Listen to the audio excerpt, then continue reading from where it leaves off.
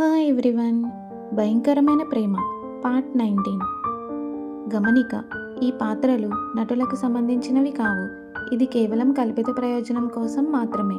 ఏదైనా తప్పులు ఉంటే క్షమించండి. కారు ముంబైలోని సందడిగా ఉండే వీధుల గుండా కదులుతోంది మరియు అనికకు రాజ్పుత్ భవనం మధ్య ఉన్న ప్రతి మీటర్తో అనిక తన ఛాతీ నుండి బరువు ఎత్తుతున్నట్లు భావించింది. అనిక కిటికీని కొంచెం కిందకి దించింది మరియు నగరం యొక్క శబ్దాలు లోపలికి వచ్చాయి. నిరంతరం హారన్ మోగడం, వీధి వ్యాపారుల పిలుపులు, జీవిత సందడి అన్నీ కనిపించాయి. అది అనిక బంగారు పూతతో కూడిన పంజరం యొక్క నిశ్శబ్దం కాదు. ఫిల్టర్ చేసిన నిశ్శబ్దం అస్సలు కాదు. అది శబ్దం, గందరగోళం మరియు నిజమైనది. మరియు అది అందంగా ఉంది. కారు అనిక తల్లిదండ్రుల నిరాడంబరమైన సుపరిచితమైన పొరుగు ప్రాంతంలో ఉన్న అపార్ట్మెంట్ భవనం వద్దకు చేరుకున్నప్పుడు అనిక హృదయం ఉప్పొంగింది. అనిక బయటకు రాకముందే తలుపు తెరుచుకుంది మరియు అనిక తల్లి అక్కడ నిలబడి ఉంది. అనిక ముఖం ఆందోళనతో నిండిపోయింది. అది తక్షణమే ప్రకాశవంతమైన ఆనందంతో కరిగిపోయింది. అనిక, నా బేటీ అని అనిక తల్లి అరిచింది. తన కుమార్తెను గట్టిగా వెచ్చని కౌగిల్లోకి లాక్కుంది. అనిక తల్లి పరిమళం మరియు ఇంటి సుపరిచితమైన సువాసన, సుగంధ ద్రవ్యాలు మరియు ప్రేమతో నిండిన అనిక కుటుంబం మరియు చాలా కాలం తర్వాత మొదటిసారిగా అనిక నిజంగా సురక్షితంగా ఉన్నట్లు భావించింది. అనిక తండ్రి వెనకే ఉన్నాడు. అతని కళ్ళు చిరునవ్వుతో ముడుచుకున్నాయి. ఇంటికి స్వాగతం బేటీ అని అన్నాడు అనిక తండ్రి. అప్పుడే అనికకు కేకలు వినిపించాయి. దీదీ అంటూ అనిక చెల్లి రియా ఇంక తన నైట్ డ్రెస్లోనే తలుపు నుండి బయటకు వెళ్ళి అనికను కౌగిలించుకునేలా చేసింది. నువ్వు నిజంగా ఇక్కడ ఉన్నావా? వారమంతా ఉంటావా? నేను నమ్మలేకపోతున్నాను అని రియా అనింది. వారి ముఖాల్లోని స్వచ్ఛమైన సరళమైన ఆనందం అనిక ఆత్మకు ఔషధంగా అనిపించింది. లెక్కింపు చూపులు లేవు, నిశ్శబ్ద భయాలు లేవు, పెంకుల మీద నడవడమూ లేదు. అనిక ఇంట్లో ఉందని ఆనందం మాత్రమే ఉంది. తర్వాతి కొన్ని గంటలు సుడిగాలిలా ఉన్నాయి. చిన్న అపార్ట్మెంట్ నవ్వులు మరియు గందరగోళంలో నిండిపోయింది. వివాహ అలంకరణలు ఒక మూలలో కుప్పలుగా ఉన్నాయి. తోడి పెళ్లి కూతుర్ల చీరల కోసం ప్రకాశవంతమైన రంగుల ఫ్యాబ్రిక్ నమూనాలు సోఫా అంతటా చెల్లాచెదురుగా ఉన్నాయి. తన తల్లి వంట వాసన, నిజమైన హృదయపూర్వకమైన ఇంట్లో వండిన ఆహారం వంటగది నుండి వెలువడింది. అనిక రియాతో కలిసి నేలపై కూర్చుని మెహందీ డిజైన్ల గురించి చూసుకుంటున్నారు. అనిక సుపరిచితమైన కొద్దిగా సిప్ చేయబడిన కప్పు నుండి చాయ్ తాగింది. అనిక రేడియోలో తన తండ్రి పాత హిందీ పాటలను విన్నది. అనిక రాజ్పుత్ కాదు, బిలియనియర్ యొక్క విలువైన ఆస్తి కాదు. అనిక ఇప్పుడు కేవలం అనిక మాత్రమే. అనిక కళ్ళకు చేరిన నిజమైన చిరునవ్వు అనిక పెదవులను తాకింది. తన ముఖంలో వింతగా అనిపించింది. అనిక చాలా కాలంగా ఉపయోగించని కండరంలా అనిపించింది.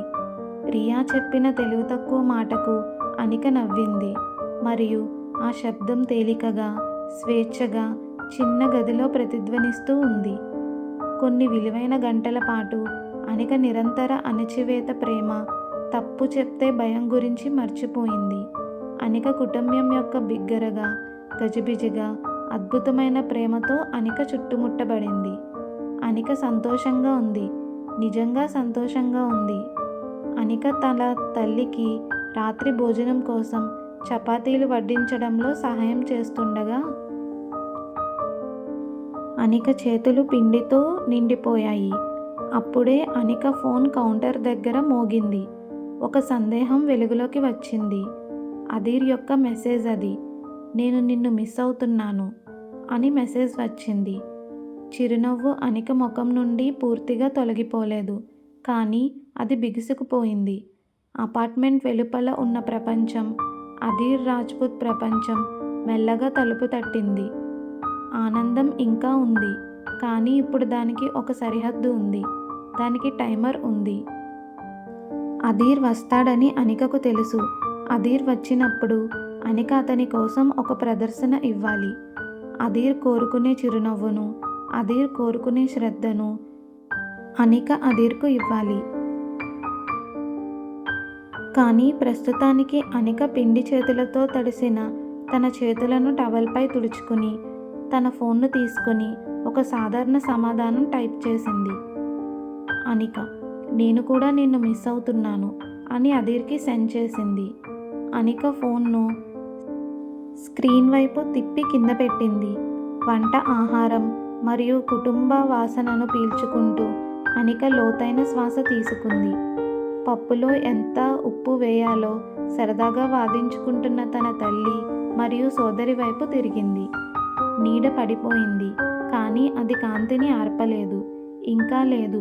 అనికకు ఈ క్షణం ఉంది, ఈ ఆనందం, మరియు ప్రస్తుతానికి అది చాలు. రాజ్పుత్ భవనం. రాజ్పుత్ భవనంలోని నిశ్శబ్దమైన గుహతో కూడిన బెడ్రూమ్. తిరిగి వచ్చిన అదీర్ తన ఫోన్ వైపు చూశాడు. ఆమె సమాధానం తెరపై మెరుస్తూ ఉంది. నేను కూడా నిన్ను మిస్ అవుతున్నాను అనే మెసేజ్. అదీర్ ఒక భాగం ఆ మాటలకు అతుక్కుపోవాలనుకుంది. అనిక అతన్ని మిస్ అయింది, మంచిది. అనిక తనని తప్పక మిస్ చెయ్యాలి. అతను తన కోసం బాధపడినట్లే అనిక కూడా అదీర్ కోసం బాధపడాలి. కానీ మరొక భాగం పిచ్చి మరియు ప్రేమ పొరల కింద లోతుగా పాతబెట్టబడిన ఒక భాగం పదునైన ఊహించని బాధను అనుభవించింది. అతను దాన్ని విన్నాడు. అదీర్ ఫోన్ను మంచం మీద పడేశాడు. అది అతన్ని కాల్చివేసినట్లుగా. అదీర్ పొడవుగా ఉన్న తన గదిలో నడవడం ప్రారంభించాడు. అదీర్ మనస్సు ఉగ్రమైన యుద్ధభూమి. అనిక సంతోషంగా ఉంది. ఆ ఆలోచన విషపు బాణం లాంటిది. అనికను తన నుండి దూరంగా సంతోషంగా ఉండడం అనేది అదీర్కి చాలా కోపం వచ్చింది. ఆ పిచ్చి చీకటిగా సుపరిచితంగా పెరిగింది. అయితే అనిక కాదు, అనిక నటిస్తోంది. అనిక నాది, నాతో మాత్రమే సంతోషంగా ఉండాలి అనే భావం కలిగింది. అప్పుడు అదీర్కి ఎలాంటి ఆలోచన వచ్చిందంటే, ఇప్పుడే కారు ఎక్కి అనిక వాళ్ళ ఇంటికి వెళ్ళి తనని తిరిగి తీసుకురావాలని, అనిక ఎక్కడ ఉందో అనికకు గుర్తు చేయాలని. అదీర్ చేతుల్లో, అదీర్ దృష్టిలో అనికను అదీర్ బోన్లో ఉంచాలి అని చెప్తుంది అదీర్లో ఒక భాగం. అదీర్ దానిని ఊహించుకోవడం మొదలుపెట్టాడు. అనిక తల్లిదండ్రుల చిన్న సంతోషకరమైన అపార్ట్మెంట్లోకి దూసుకెళ్తున్నట్లు, అనిక కళ్ళలోని కాంతి మసకబారుతున్నట్లు, జాగ్రత్తగా విధేయతతో భర్తీ చేయబడుతుందని, అనిక కుటుంబం భయంతో అదీర్ వైపు చూడడం, అదీర్ అక్కడ నిలబడి గది నుండి అన్ని అందాలను పీల్చుకోవడం, అదీర్ అనిక చేయి పట్టుకుని అనికను వారికి నుండి దూరంగా ఈ అందమైన నిశ్శబ్ద జైలుకు తీసుకురావడం, అవన్నీ అదీర్ ఊహించుకుంటున్నాడు. ఆ చిత్రం అదీర్కి ఒక్క క్షణం శక్తివంతంగా అనిపించేలా చేసింది. అప్పుడు అది అదీర్కి అనారోగ్యంలా అనిపించేలా చేసింది. అదీర్ అనికను ప్రేమించాడు. అదీర్ అనికను తన హృదయ స్పందన కంటే ఎక్కువగా ప్రేమించాడు. మరియు అదీర్ అనికను ప్రేమించాడు కాబట్టి అదీర్ ప్రేమ అనికకు ఏమి చేసిందో భయంకరమైన స్పష్టత యొక్క మెరుపులతో అదీర్ చూడగలిగాడు. అది అనిక కాంతిని మసకబారింది. అనిక నవ్వును నిశ్శబ్దం చేసింది. అదీర్ గదిలో నడవడం ఆపేశాడు. అదీర్ చేతులు బిగించి ఒక యుద్ధం అతని లోపల నుండి విడదీస్తుంది. నేను అనికను బోనులో బంధించాలనుకోవడం లేదు. ఆ ఆలోచన అది భరించలేని బాధాకరమైన నిజం. కానీ తదుపరి ఆలోచన వెంటనే వచ్చింది మరియు అది ఒక అరుపులా వచ్చింది. కానీ నేను అనికను మరెవరికీ కలిగి ఉండనివ్వలేను. అదే అదీర్ పిచ్చికి మూలం. అనికను దూరంగా ఉంచాలని అదీర్ కోరుకోవడం కాదు. ప్రపంచం అంతా ఒక ముప్పుగా అనిపించింది. అనికను చూసే ప్రతి వ్యక్తికి, అనిక అదీర్ నుండి దూరంగా గడిపిన ప్రతి క్షణం అనికలో ఒక భాగం దొంగలించబడుతున్నట్లు అనిపించింది అదీర్కు. అదీర్ దానిని భరించలేకపోయాడు. అసూయ అనేది ఒక శారీరక నొప్పి. అదీర్ సిరల్లో మంట అది. మార్కెట్లో అనికను చూసి నవ్వుతున్న ఒక వ్యక్తిని అదీర్ చూశాడు. అనిక పాత స్నేహితులు అనికను కౌగిలించుకోవడం అదీర్ చూశాడు. తన సోదరితో ఒక రహస్య జోక్ పంచుకోవడం అదీర్ చూశాడు. ఇవన్నీ అదీర్ మనస్సులో వారందరూ అనికను తన నుండి దూరం చేస్తున్నారు అనే ఆలోచన కలిగించింది. వారు అదీర్ది ఏమిటో తాకుతున్నట్లు, వారు అనిక నవ్వును వింటున్నట్లు, అది అదీర్కి చెందినది అని, వారు అనిక చిరునవ్వును చూస్తున్నారు అని అదీర్కి కోపం వచ్చేది. అదీర్ పంచుకోలేకపోయాడు. ఎలాగో తెలియదు. అదీర్ ప్రేమ సున్నితమైనది కాదు. సురక్షితంగా ఉంచటానికి అనికను పూర్తిగా తినేయాల్సిన ఆకలితో నిరాశ చెందిన మృగం అది.